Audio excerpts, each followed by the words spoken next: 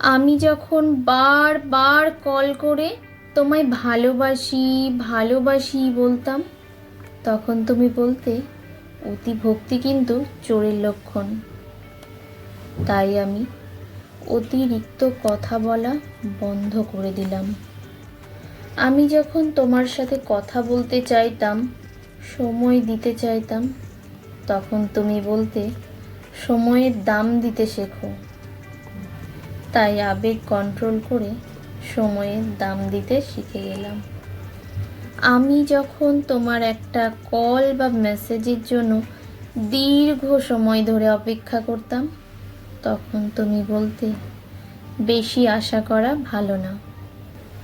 তাই আমি আশা করা ছেড়ে দিলাম। আশা করা ছেড়ে দিয়ে আক্ষেপ করতে ভুলে গেলাম, অপেক্ষা করতেও ভুলে গেলাম। আমি যখন খারাপ স্বপ্ন দেখে সবার আগে তোমায় ফোন করে তোমার খোঁজ নিতাম, তুমি ভালো আছো কি না, তুমি ঠিক আছো কি না, তখন তুমি বলতে পাগলামিটা একটু কমাও। তাই আমি নিজেকে সুস্থ মস্তিষ্কের মানুষ হিসেবে গড়ে তুললাম।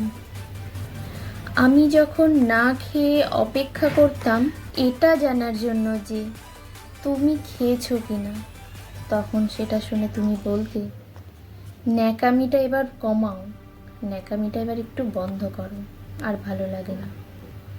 তাই তখন আমি ন্যাকামি ছেড়ে নিজের মতামতকে গুরুত্ব দিতে শিখে গেলাম। আমি যখন মন খারাপ করতাম তোমার অবহেলায়, তখন তুমি বলতে তুমি এত দুর্বল কেন। তাই মন খারাপ ছেড়ে নিজেকে শক্ত করে নিলাম। কিছুদিন পর তুমি যখন চলে যেতে চাইলে, আমি বললাম যেতে পারো, আটকাবো না।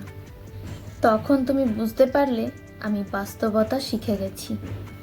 হ্যাঁ, তুমি আমায় অনেক কিছু শিখিয়েছ, এর জন্য তোমাকে ধন্যবাদ।